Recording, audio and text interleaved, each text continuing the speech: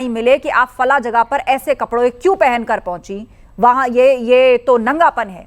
या फिर कोई ये कहे कि 100 में से 204 लड़कियों का कैरेक्टर ठीक है, 25 साल की लड़की हो गई तो भाई न जाने कितनी जगह मुंह मार। ये शब्द है कथावाचक के, सिर्फ और सिर्फ महिलाओं के लिए ही सारा धर्म है, सिर्फ और सिर्फ महिलाओं के लिए सारी टिप्पणी है। देखिए आस्था जी, आपने कहा लाखों फॉलोअर्स हैं।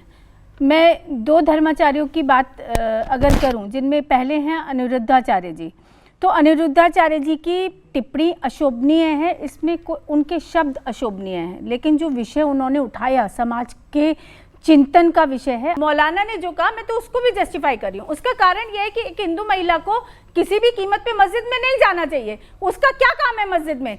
हम अपनी सभ्यता के अनुरूप जीते हैं। हमारे यहाँ साड़ी एक बहुत सेंसिबल और बहुत डिग्निटी वाला पहनावा है, तो मुझे नहीं लगता कि किसी महिला को अपना अपमान कराने के लिए, जबकि वो इस्लाम को अगर वो नहीं जानते, इस्लाम के कानून को, अगर शरिया को वो नहीं जानते, तो उन्हें मस्जिद में नहीं जाना चाहिए। उन्होंने बिल्कुल ठीक कहा। ठीक है, लेकिन इस बात को नहीं भूलना चाहिए। आप डिंपल यादव की बात कर रहे हैं, आचार्य संजीव अग्निहोत्री जी, कि वो राजनीति से आती हैं, और जब आप राजनीति में होते हैं, आप एक विचारधारा को लेकर आगे बढ़ते हैं, वो समाजवाद की बात करते हैं, वो सबको साथ लेकर चलने की बात करते हैं। तो क्या इसके आधार पर, क्या इसकी आड़ में किसी मौलाना या किसी धर्मगुरु को यह अधिकार मिलता है कि वो उसके पहनावे पर इतने गंदे शब्दों से टिप्पणी करे? मार खाता फिर रहा है वो जगह जगह स्टूडियोज में, और फिर भी कह रहा है मैं अपने शब्दों पर बनाऊं।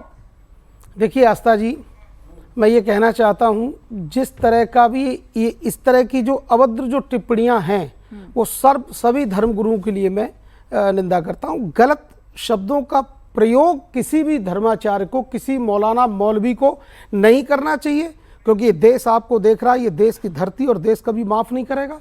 सोच समझकर बोलना चाहिए।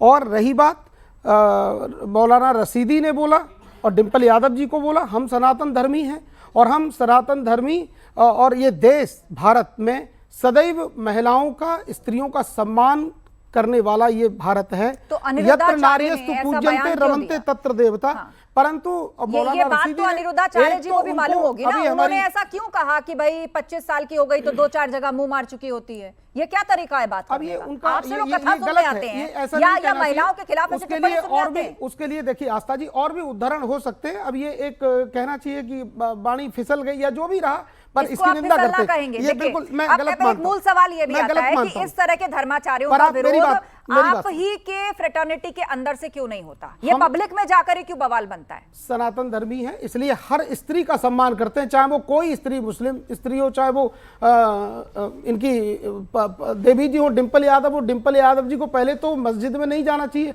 और अगर जाना चाहिए तो जो उनका रूल है उसको फॉलोवर करना चाहिए। नहीं किया, अच्छा संजीव जी, बिल्कुल फॉलो क्यों करना चाहिए? परंतु आखिर हम लोगों को जाने की आवश्यकता नहीं है, करने की आवश्यकता क्या है? उनको जाने की आवश्यकता नहीं है। अच्छा, दूसरी आवश्यकता क्या? और साड़ी बहुत ही गरिमामय पहनावा है, ये भारत के कल्चर की पहचान है, उसमें क्या गलत है? ये समझना होगा। मतलब आप मस्जिद के अंदर से निकली हुई एक तस्वीर में एक महिला नजर आई, और उस महिला का भी पहनावा नजर आए, आप उसका गला नाप रहे थे। ये कितनी शर्मनाक बात है। आपकी नजर कहां गई? इस तरह की अभद्र टिप्पणी की है, इसके लिए निंदा करता हूं। शरिया महिलाओं के विषय में कैसी सोच रखता है, क्या कहता है, तो उसके अनुरूप निश्चित रूप से उन्हें पहले मर्यादा जान लेनी चाहिए। ये लोग तो हमेशा उसके बाद प्रवेश करना था मस्त सनातनी महिलाओं का। और ये लोग हमेशा ही अभद्र टिप्पणी करते हैं, ये मुस्लिम स्कॉलर जो भी हैं, तो ये हमेशा ही अभद्र टिप्पणी करते आए हैं, तो इनको शर्म आनी चाहिए। और दूसरी बात है कि उनकी आपसदारी की बात है। अखिलेश यादव जी, जिनके आज अगर हम में से कोई धर्मगुरु देश का, भारत का कह देता, डिंपल यादव के खिलाफ इस तरह की बात कह देता, आज तलवारें खिंची होती पूरे भारत में। लेकिन आज अखिलेश यादव, क्या कोई भी, आप सपा पार्टी या कोई भी पार्टी का आदमी एक बात नहीं कह रहा है, क्योंकि वो उनके घर की आपस की बात है, एक थाली के चट्टे बट्टे हैं। ठीक है, तो